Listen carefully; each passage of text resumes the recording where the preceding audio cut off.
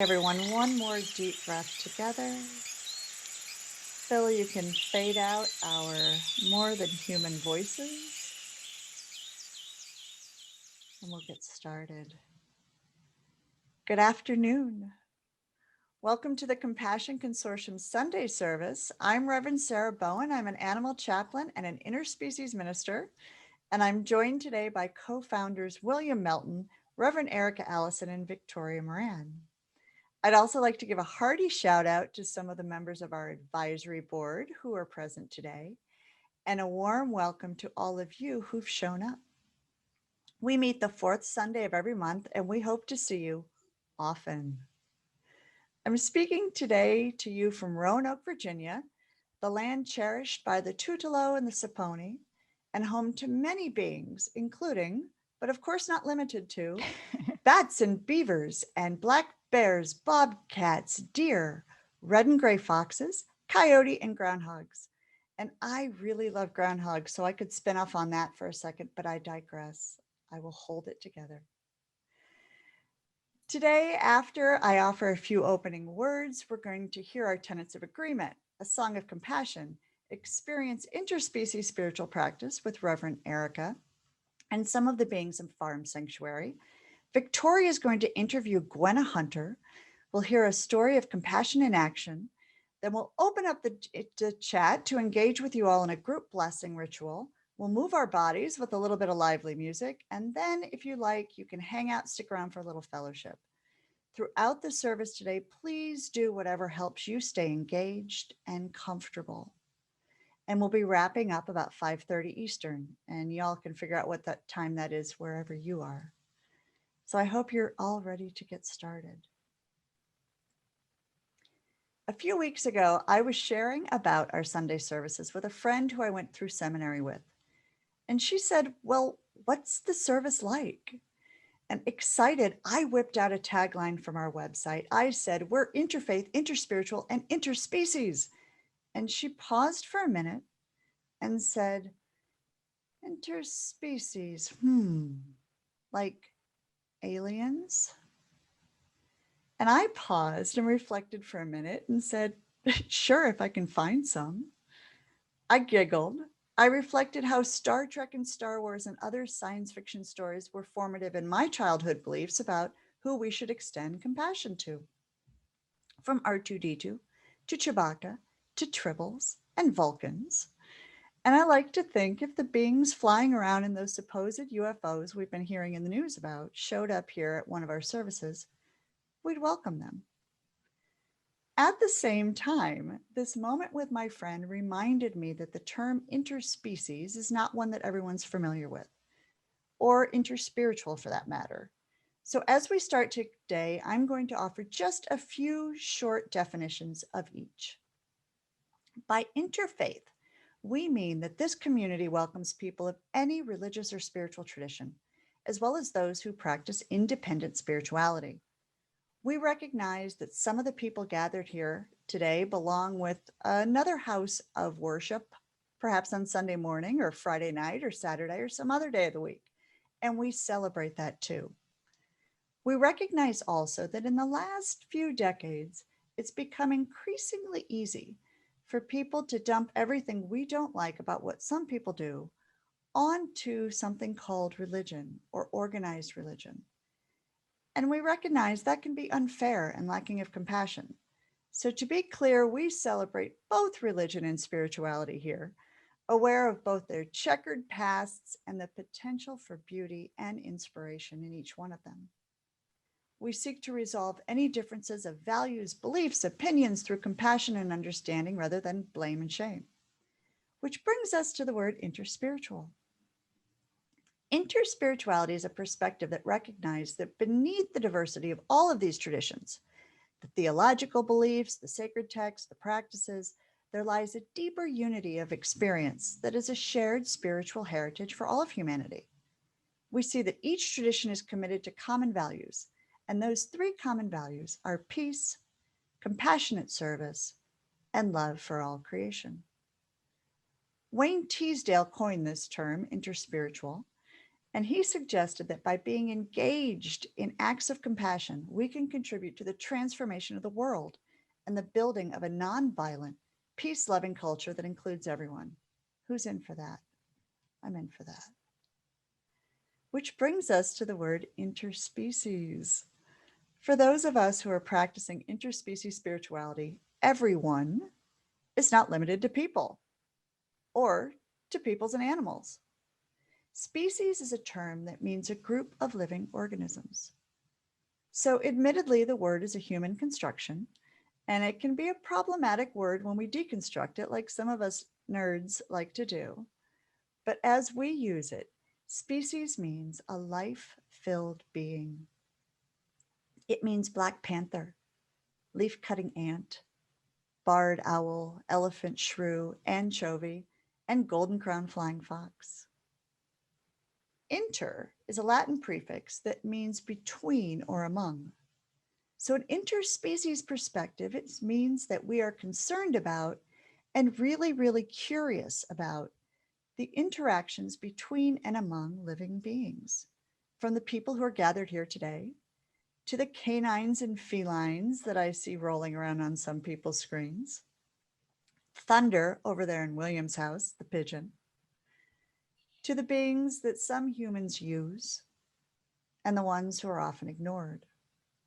We extend our boundary of compassion beyond those that can move as well, because species also includes leafy ones and branched ones, like the red maple, ebony spleenwort.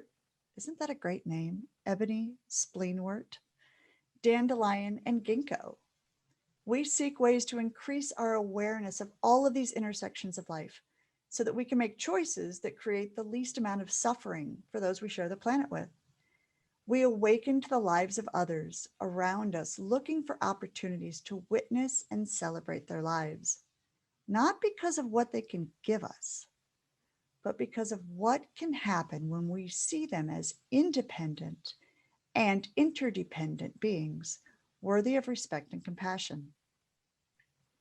As people who practice interspecies spirituality, we look for opportunities to be in the presence of the divine with other beings. So I'm so excited some of you brought some other beings with you today. We may meditate with squirrels or hike with birds. These activities can bring moments of lightheartedness and reminders to not take ourselves so seriously, as they show us what spirituality and living life means for them.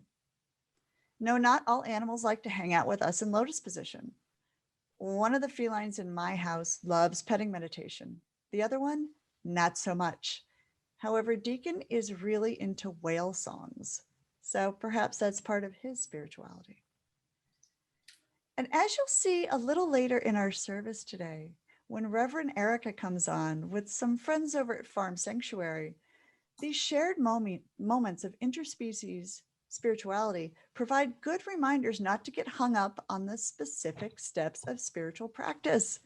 It's the connection that matters. So to wrap up my opening words here, I think being interfaith and interspiritual and interspecies comes down to two actions. We have to remain endlessly curious about other beings, and we need to endeavor to meet each one with compassion, focusing on what we share rather than what we perceive separates us, whether that be religion or species or some other named category. Yes, even perhaps the galaxy that we might be from. So we hope that all beings live long and prosper. We hope that the force may be with them. And we hope that it's with us as we navigate this messy experience called life. Amen.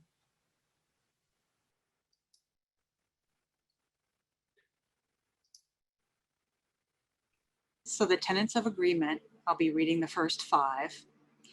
We acknowledge a divine force at the heart of the universe and in all living beings. We may refer to this force as God, but it is known by many names and appears in different forms or as formless. We recognize the common moral principles inherent within all wisdom traditions.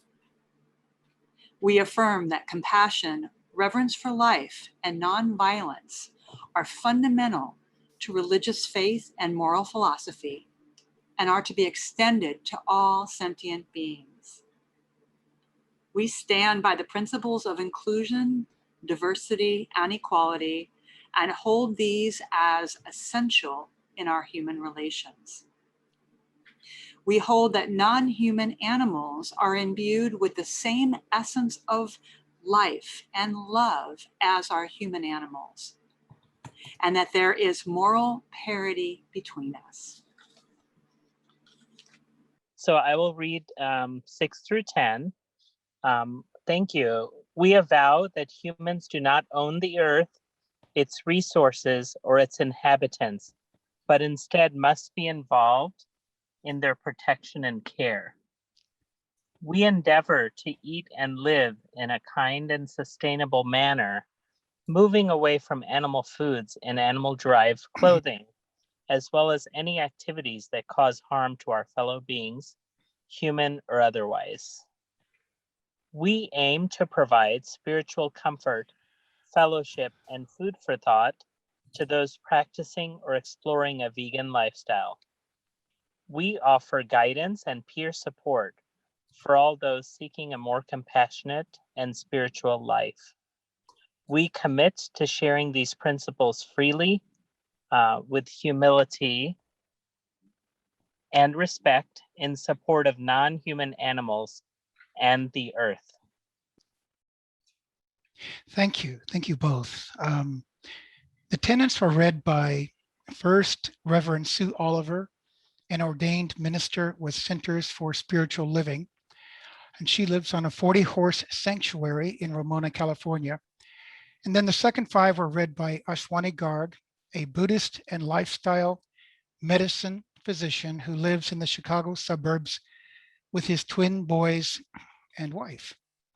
So now we are going to play our Song of Compassion for this month, Just Like Us, by vegan singer-songwriter Daniel Redwood, who is with us today. I've known Daniel and enjoyed his music for many years. He's a lifelong animal rights activist and social justice advocate. And he has been called the troubadour of the animal rights movement. In his own words, I've created this music because I want to do everything I can to make this world a kinder, more compassionate home for animals. All of the photos in this video that you're about to see were taken at farmed animal sanctuaries by Beth Lily Redwood. And if you get a chance, please visit Daniel's website, danielredwoodsongs.com, to hear more of his beautiful and compassionate music. And now the song.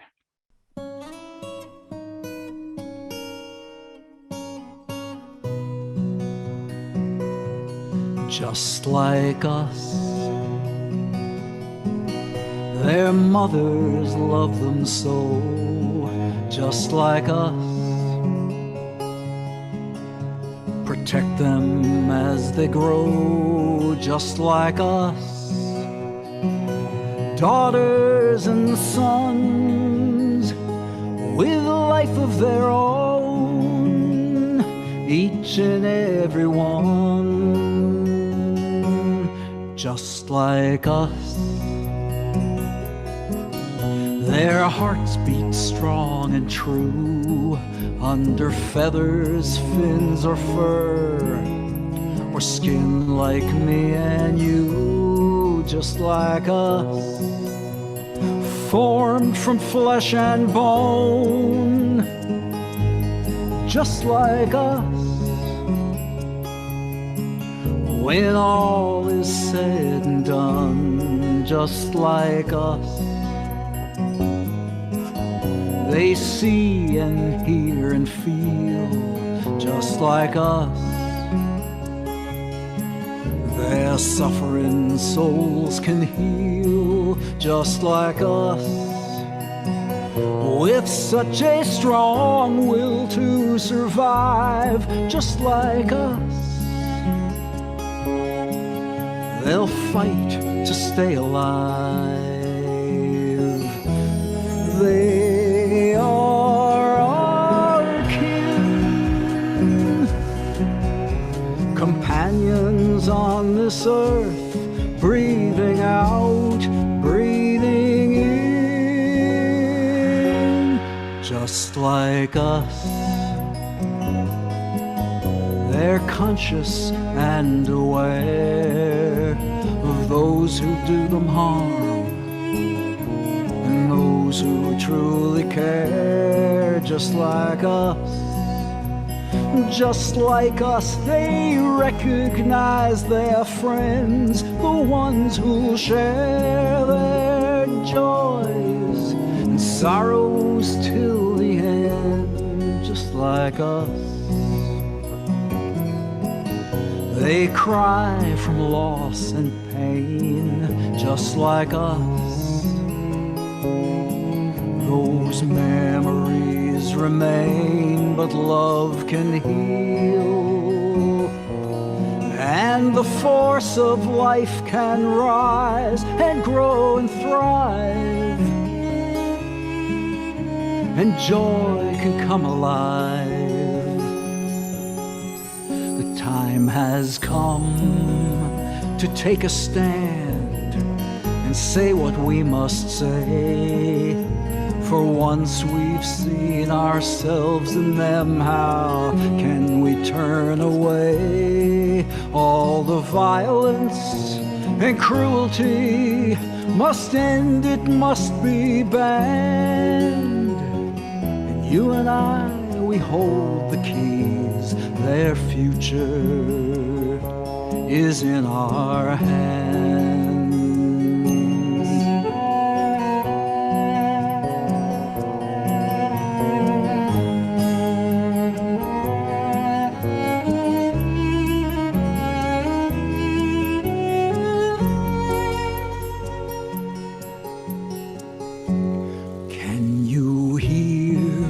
Can you feel it now?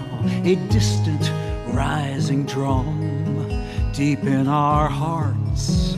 We surely know that better days can come, but only if we stand, defend their rights, the right to live and breathe, and walk this earth forevermore in peace and dignity, just like us.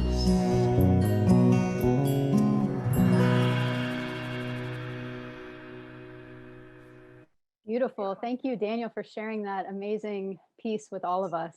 So I am going to now lead us in our interspecies spiritual practice.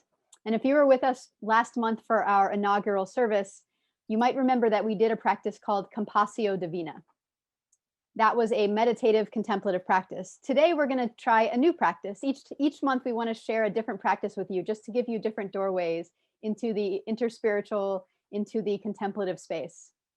And just to set the stage a little bit, first of all, if you happen to have in your house a companion animal, a rescued animal, a friend, this is going to be an interactive practice with another being. So if you find one, the first step is to make sure that they consent to being part of the practice with you. So I'm going to say a few more things before we begin the practice, so that if you do need to go round up a practice partner, that you can go do that now as I'm introducing the practice. So the practice we're going to be doing today is a mindful petting meditation practice. And there's going to be a video that accompanies this practice. And the video is, it was filmed at Farm Sanctuary on my first visit as a new board member. So I was very excited to get to meet some of the animals there, and they were very game to do some contemplative spiritual practices with me, which was amazing. So for this particular practice, the first step is, as I said, make sure you have consent from the partner that you're going to be working with.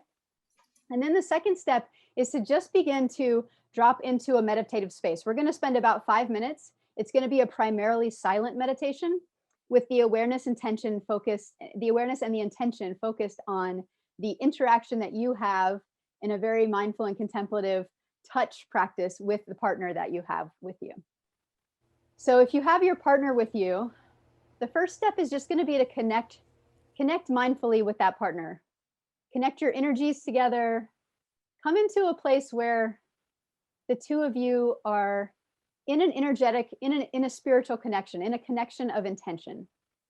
And the intention is just going to be for the next 5 minutes to commune mindfully with each other, to commune peacefully with each other. And as you begin to just calmly and peacefully pass your hand over your partner, send peace, send love, send well wishes to the friend that you're working with here. See if you can drop into a space where all of your awareness is in this moment, in this connection between you and this other being.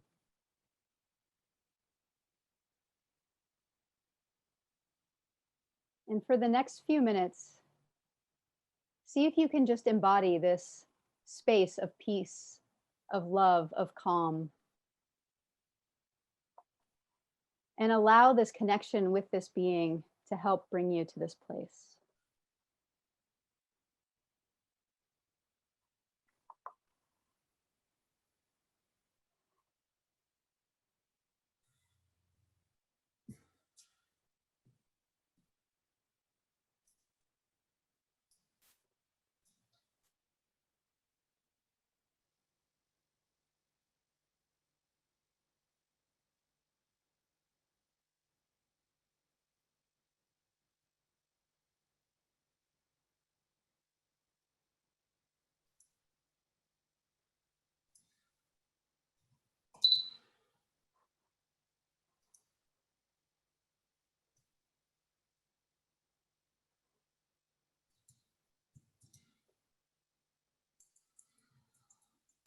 If you find your attention drifts off, just bring it back to this present moment, to this beautiful connection.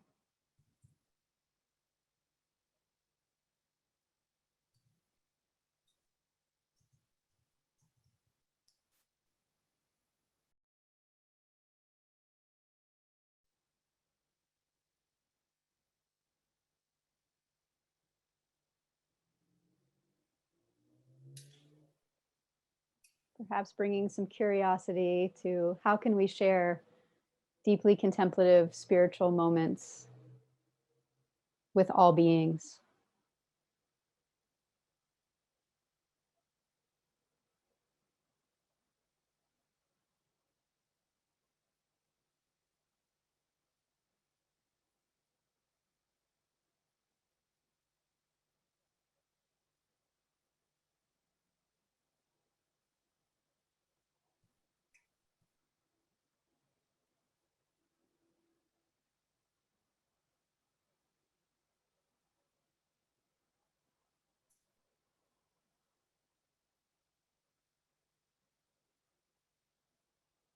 How can our interactions be a doorway into the great mystery, into peace, calm, compassion, and love?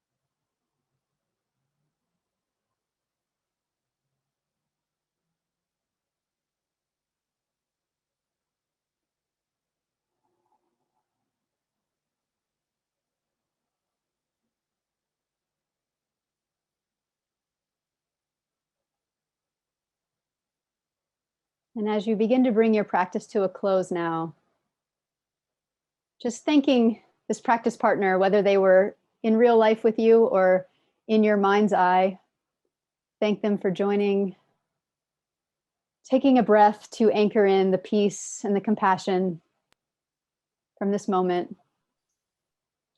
And just releasing this contemplative practice now with a namaste, seeing the divine in each of you and in all of these beings that joined us today. Thank you so much.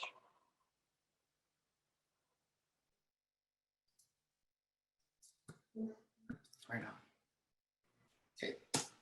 Thank you, Reverend Erika. I have gone to churches my entire life, but I've never before done petting meditation.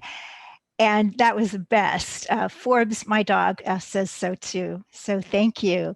So it is my absolute honor and pleasure to be speaking today with Gwenna Hunter.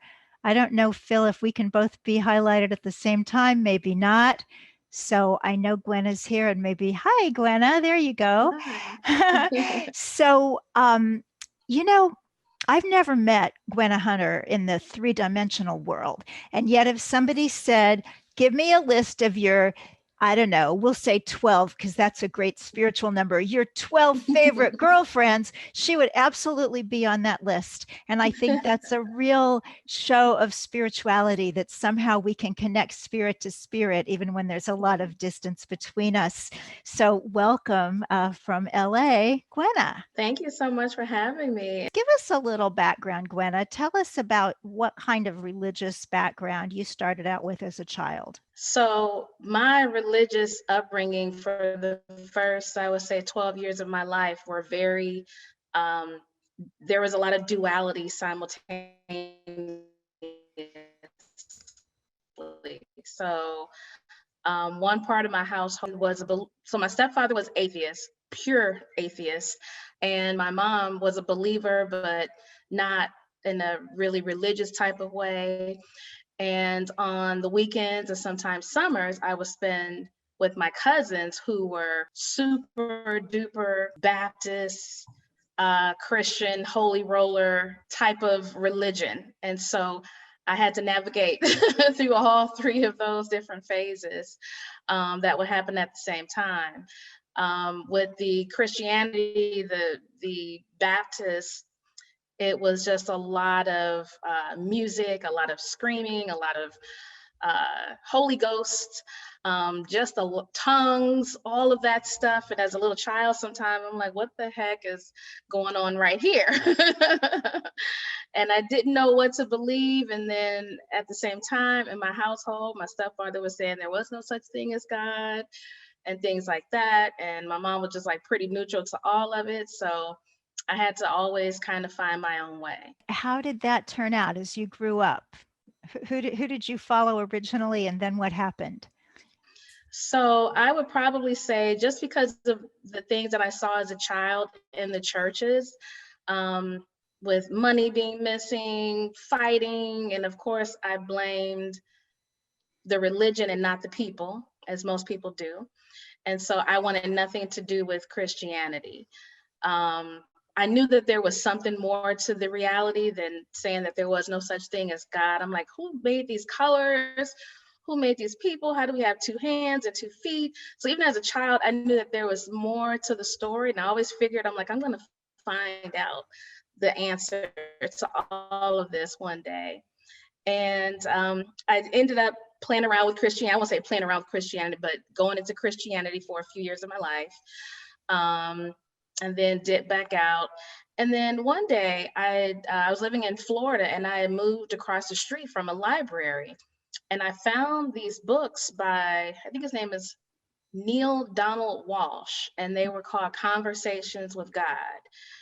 And my upbringing, I was kind of like falling into the program thinking that God was like this very judgmental, mean, jealous, vindictive type of energy, which, you know, I want to know parts of any of that. But when I read this book, there were these different series, and it was a man that was basically saying that he was kind of like getting like downloads and messages from the source himself. And this version of God was funny, hilarious, open-minded, non-judgmental, loving, cool. I would want to hang out with this person. And I'm just like, wow, this isn't exactly what I thought. So as I started reading the books, it was just something that just started like taking me over. And I just really started believing that this is what I would imagine a divine creator to be. Because if I feel like I'm nicer than God, then we got a problem. And so that book and another book by Betty J. Eady called Embraced by the Light, it was a book where she had a near-death experience. And it's one of the most well-documented cases of someone that remembers a near-death experience. And she describes so many different things that I had experienced in my dreams or in visions that I had as a child. So I knew this had to be true because I had never met her before. So after reading these different books, I started to kind of formulate my own relationship. And, you know, and to this day, it just continues to evolve. And your dreams, you mentioned dreams. I wanted to get into that with you because, I mean, you know, I have dreams like I'm running around a big hotel or something and can't find my room, but you have cosmic dreams. So tell us about some of those that connect with your spirituality, connect with your vegan journey. Yeah, so, you know, my whole life I've been a dreamer where I've had dreams where I've gotten warnings, dreams where I've felt love, unconditional love from animals, from different beings. I've seen angels. And so all those different types of experience. So I've always believed that dreams aren't just, you know, a figment of your imagination and it's a part of your brain that's doing this. Like, no, these are messages.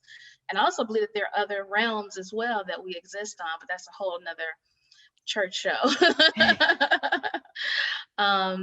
But as far as veganism is concerned, what really led me down the path was a dream. And so in the dream, I'm flying in the sky and I see this beautiful green pasture. Almost like my background right now. I didn't even plan that, to be honest with you, but it was very beautiful. And I see this cow and she's beautiful and she looks up at me and then something happened, our eyes locked. And when they locked, we merged and became one and I was the cow. And I felt everything. I heard everything. I saw everything, memories. I felt love. I felt childbirth. I felt how she loved her children, her connection to her community. I felt everything. The same thing you feel as being yourself, I felt as being the cow. And when I came out of the dream, I was like crying because it was so real. And I was crying because I was like, oh my God, cows love. And in all my spiritual seeking, I never even thought about this. It never even crossed in my realm at all. And I was vegetarian at the time and I wasn't eating cows or animals, but I didn't care if anybody else did. So it wasn't, there was no more morality involved at all for me. And so I'm sitting there and I'm just like, and as much as a believer that I am, I'm also my biggest skeptic. So I examine the things that I experience as well. So I'm like, did this really happen? Was this just a weird dream? Because cows, they love. And literally while I'm sitting there, all of a sudden I felt something warm, like someone took a heater and put it over my chest. And I look and I don't see anything. And I put my hand on it. And when I put my hand on this warmth, and this is while I'm wide awake, no more dreaming, I felt the most incredible peace I had ever felt before. I mean, I felt like I could have just like checked out of humanity and life and just resided in this presence, this energy that felt so loving, so warm, non-judgmental. And again, it was just peace. Like there was nothing to ever worry about and there never will be. That was like what that felt like. And I felt like she gave me a little piece of her to let me know, like, yeah, this really did happen. So it literally blew my mind because I'm like, oh, shoot, cows actually love and we're eating them. What the hell? We're eating them and they have the same sense and awareness of reality that we do. So I'm like, well, if they feel things, then maybe the other animals do too. So I started like researching and Within about a week or two, which I know is no coincidence, I came across the video, Dairy is Effing Scary by Aaron Janis.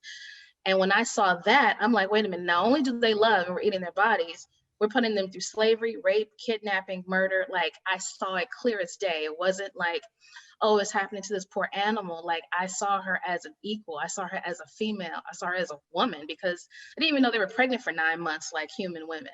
So my whole reality was just like crazily shifted.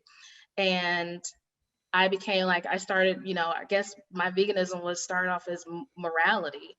And for about 3-4 months, like all I was doing was showing slaughter videos and all types of stuff on my social. Like, I went crazy for a minute because I couldn't believe that I didn't know this. And I'm like, if I don't know this, no one else knows it. But if they know it and I tell them, they'll stop eating them too. Simple, right?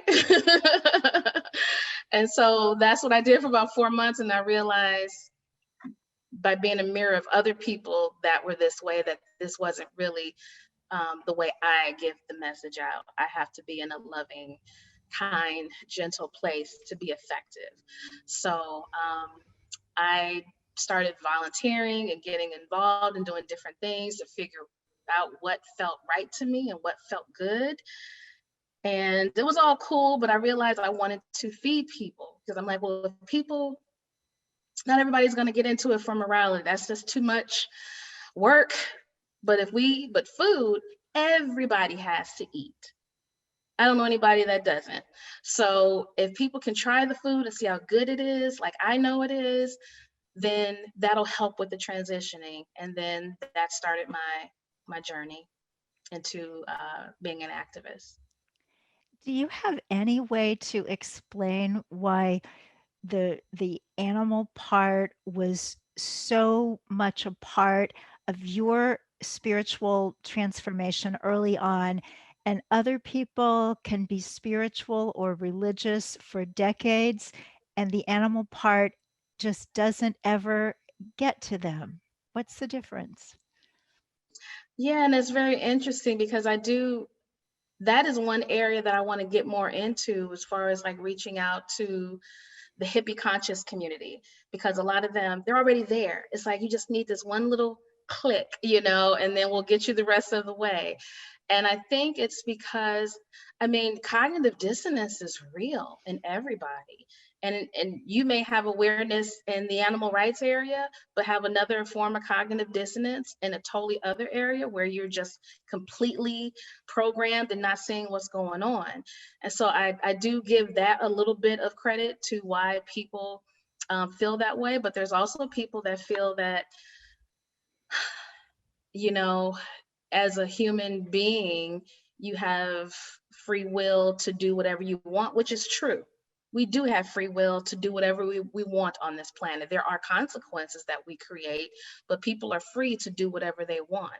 And so some people reside in that, in the freedom to eat an animal, to do different types of things. And there's so many different reasons, but when it comes to like the spiritual community specifically, I think that's just an area where, especially if you're religious, because there are different parts of the Bible that does say, go and you can eat this type of animal, you can eat that type of animal, this is okay to eat. Even though I don't subscribe to that, because man has their hand in everything. And so as far as I'm concerned, that's a part that's written by a human being, not by a divine being or creator. So I don't subscribe to that, but a lot of us do subscribe to everything that's written, you know, in text when it comes to these religious texts. Well, I guess we just need to have people doing more lucid dreaming. Yeah. So, Gwenna, I know that you spend a lot of your life working for social justice. You work for animal rights. You also work for human rights. You're the founder of the Vegans for Black Lives Matter Facebook group. You feed the homeless. So is this part of your spiritual life, or is this something separate? Where do those two come together, if they do? I mean, they're kind of all one and the same, because I think earlier,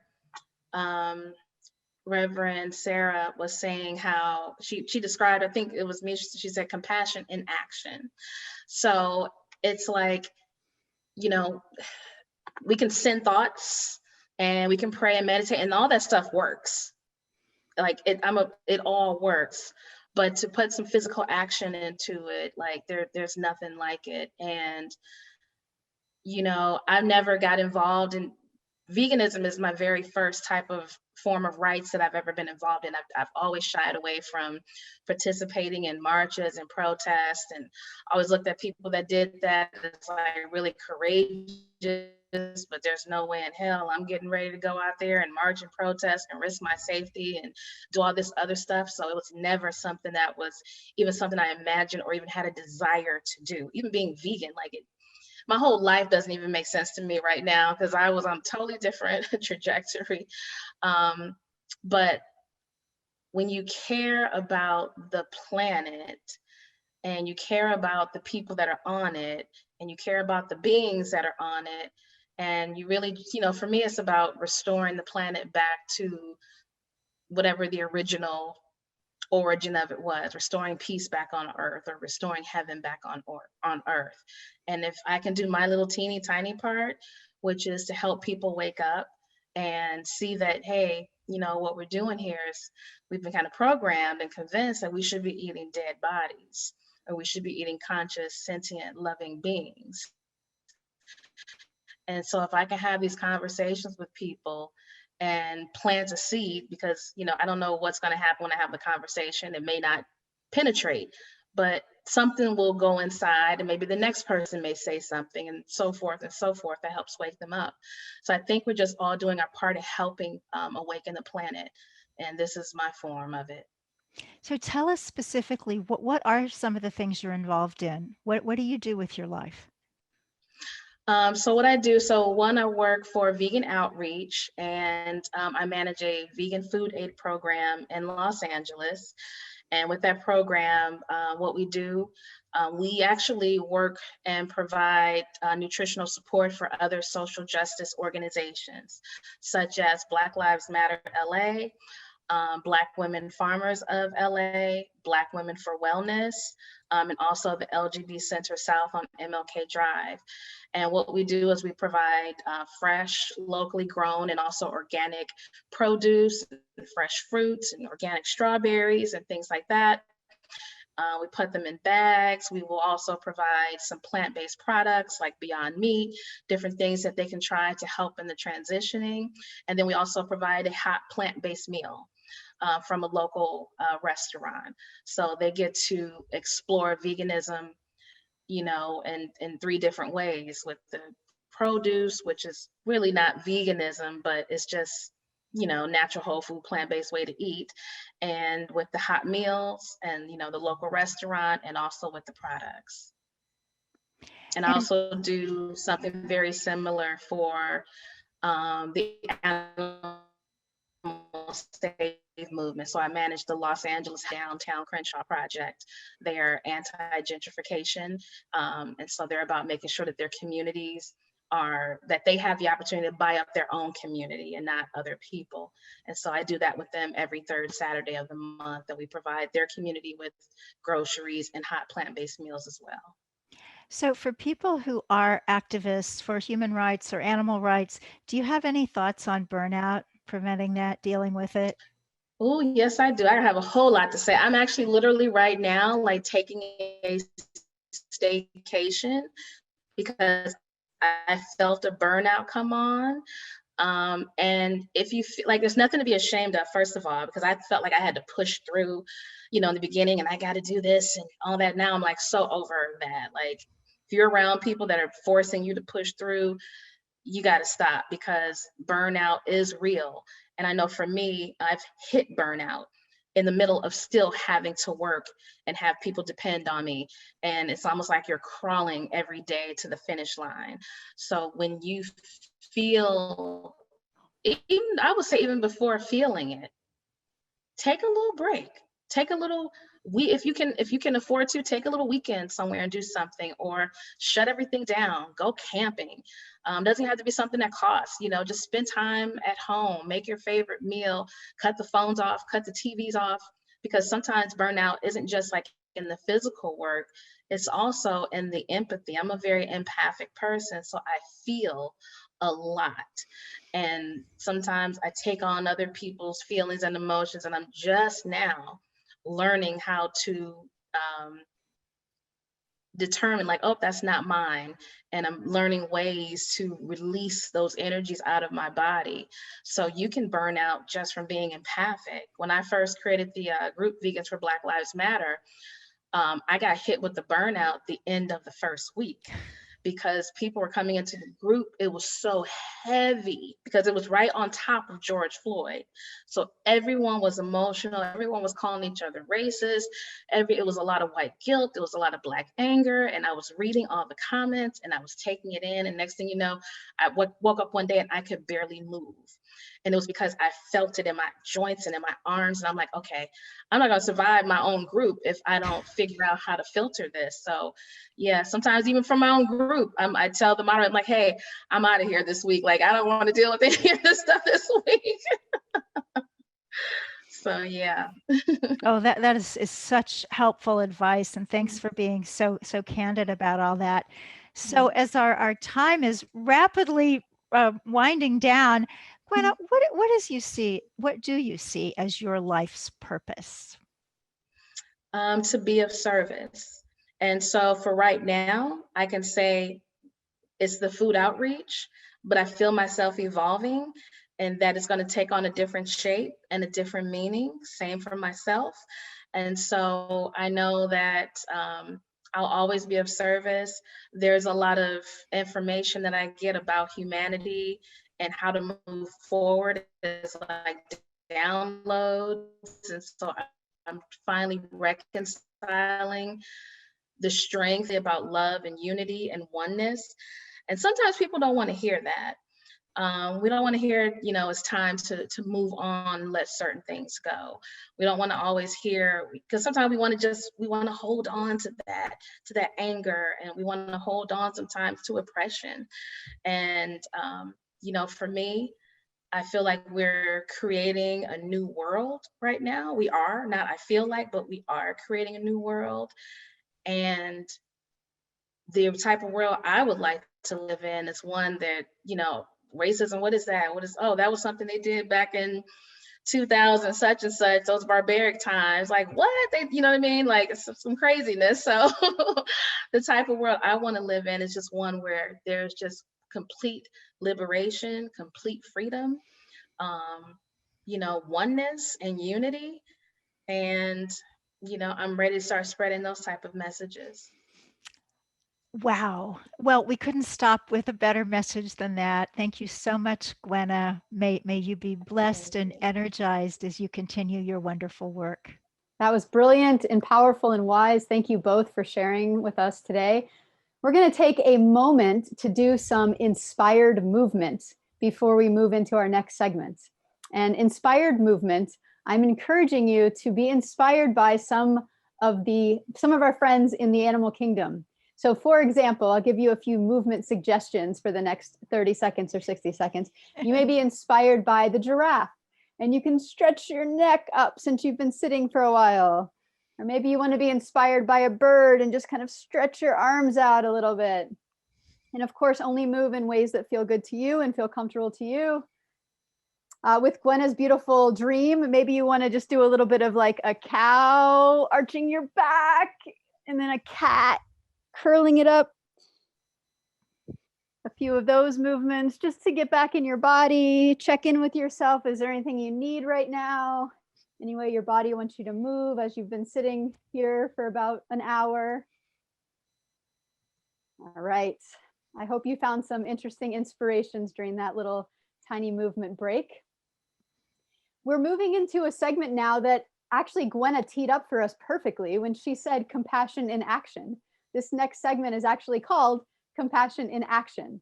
And during this segment, we spotlight a member of our community who is doing something in the world that is a perfect exemplar of compassion in action. And so today we're going to see a very short video from Rachel. And let me give you a quick introduction about Rachel, and then we'll see her video, and then we'll ask her a few questions about the compassion in action that she does in the world. So Rachel Borkowski is a certified vegan lifestyle coach and educator. She's also the founder and director of the nonprofit Animal Connection, which provides virtual tours of farm animal sanctuaries for students. In her free time, Rachel enjoys singing, dancing, concerts, being in nature, making people laugh, and anything to do with vegan food. All right, Phil, cue up this video for us and let's see some of Rachel's compassion in action. Animal Connection is a one-of-a-kind experience to teach children about farm animals. Unlike the zoo, these animals are rescued from slaughter. They are not stolen from their homes and put behind bars. This is an important distinction to learn.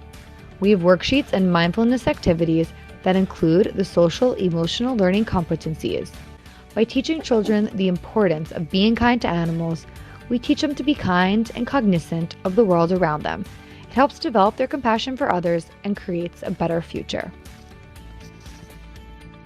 So Rachel, Hi.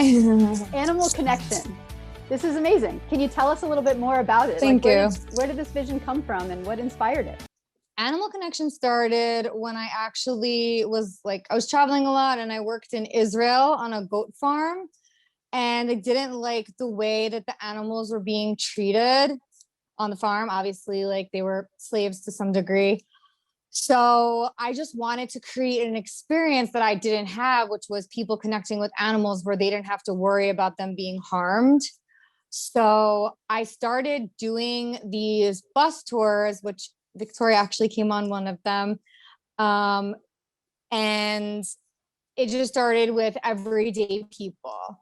But then I kind of saw a trend that it was mostly vegans, which was great because I feel that it gave vegans some sort of happiness and peace throughout all their hard work and activism, which they so deserve. But then I really felt like I wanted to make that impact. And that's when I started working with the Humane Education Committee. And I took a busload of students. So it was around 50 students to the sanctuary. And it was just an amazing experience. And then we had these surveys done and all of them committed to taking a step closer to veganism. So it was really just giving them that hands-on. Yeah, so I felt really happy about that. Obviously with the bigger trips I did, the non-vegans also, they were taking that step further too. But then just for having that amount of non-vegans come to the sanctuaries, just was incredible to me. And then just you work with Farm Sanctuary, obviously. So it's I just also wanted to help the sanctuaries and get people to the sanctuaries because they're so special and important to this movement. Amazing. Thank you so much. And tell us a little bit about where you dream of this going in the future. What would you like to see happen with this organization? So yes, in the future, I pretty much hope to replace trips to the zoo to trips to the farm sanctuary. So it's really at that young age, students can learn just who the animals are that is on their plates, as opposed to just learning about animals behind bars, behind cages. So I just think it's really important. Hopefully this will help in my small way, the next generation really hopefully get this information that they really need for this earth. Well, I know many adult vegans who got there because of their child who encouraged them to do so. So I love that That's you're amazing. starting with students. Tell us how we Thank can you. support your work in this last minute of this interview. How can we get involved? How can we support Thank you? you. Really, just the main way is if you know any teachers that want to take, because now I do the tours virtually. So if you know any teachers that have classrooms, it's completely free. And I'd love to get at least one more trip in before the school year is over. Thank you. So inspiring. Thank you for your compassion and action and for coming on the show. Thank you guys. Service to tell us about it. Thank you. So I now get to turn it over to Rev Sarah again to lead us in some prayers. Thank you, Erika. Thank you, Rachel. Thank you, Gwenna. Thank you, Victoria. Thank you, Reverend Sue. Thank you, Ashwani. I feel like I'm going back to the beginning. Thank you, everybody. Thank you for all the animals who showed up for petting meditation. Wow. I'm traveling and cats were not with me today, but I was following along spellbound with you and the pig there, Erika. So in addition to the interspecies spiritual practice that we do each month, we also take time to bear witness to the challenges and joys of the beings around all of us.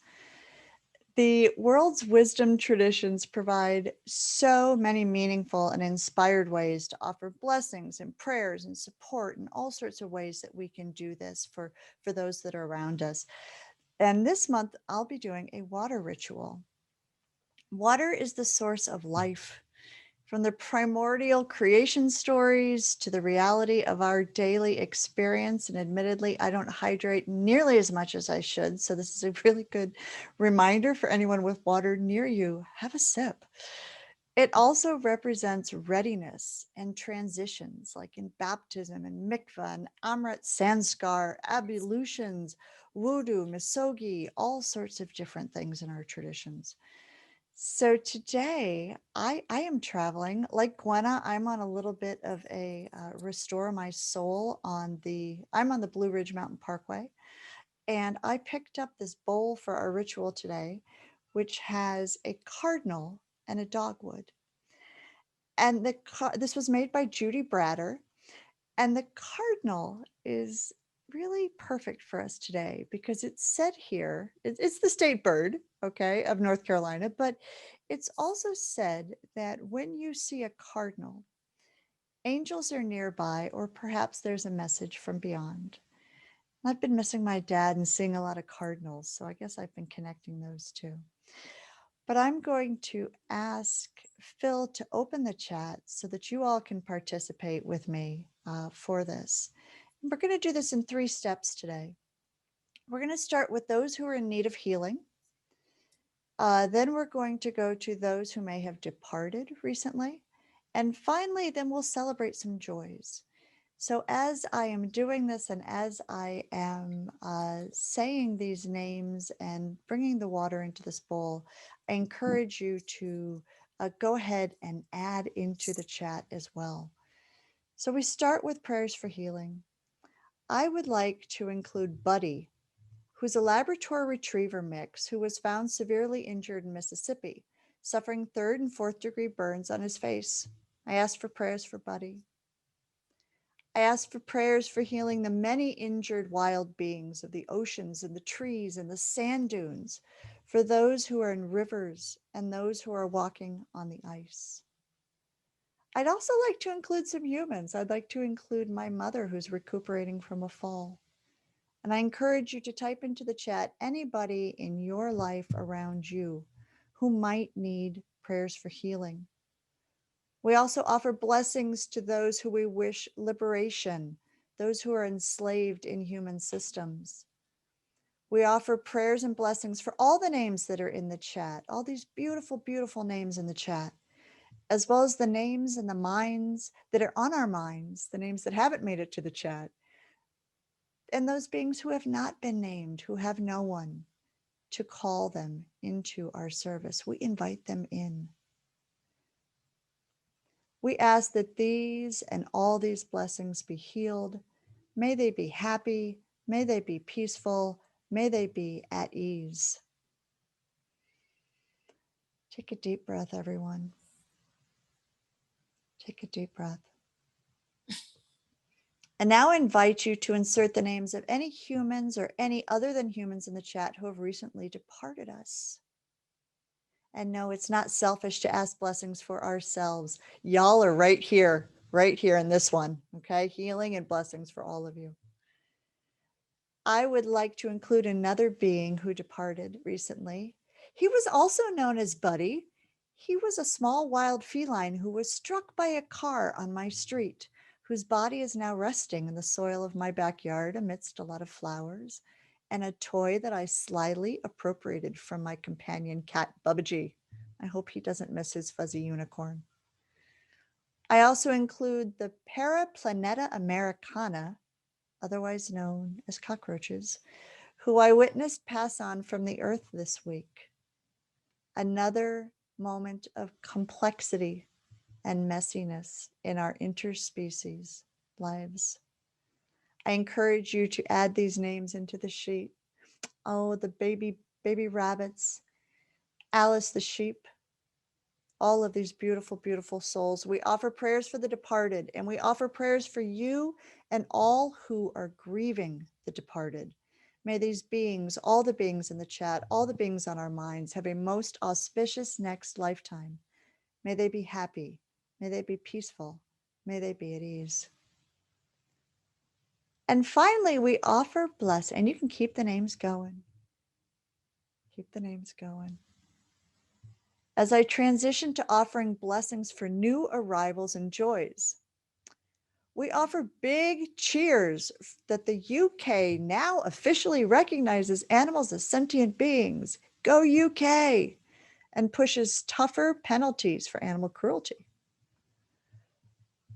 All the companion animals who have found forever homes, and the liberated animals who have found life at sanctuary, we offer them blessings. And my yard's going nuts. It's spring. How about you all? My backyard is a flurry of activity. I offer blessings for chipmunks and squirrels and the red-tailed hawk, who I hope doesn't eat the chipmunks, but might, the blue jays, the owls, and the field mice. And for the baby bunny who just arrived at my friend Wendy's house, who is now referred to as Benjamin. And for the lizards that the cats chase. Thank you, Debbie. Yes, for the many gophers. Thank you, Reverend Sue. For all of these beings as spring springs. We offer blessings for all of these beings, as well as those who have no one to speak aloud their names, who witness their jubilees, their joys, and my stomach rumbling because it needs a vegan cheese sandwich. We ask that these and all beings be free from harm. We ask that they be free from exploitation. We ask that they be happy, peaceful, and at ease. Take a deep breath. All these beings, all these beings, all these beings. May we continue to see them throughout the next month. May we witness their joys. May we witness their suffering. Blessings on grandson Dylan, who's coming in August. Maybe we'll see Dylan at a future service. And with this, I ask you to take a deep breath. Feel how this feels in your body. Feel how it feels to witness this. The yin yang, the sorrow and the joys.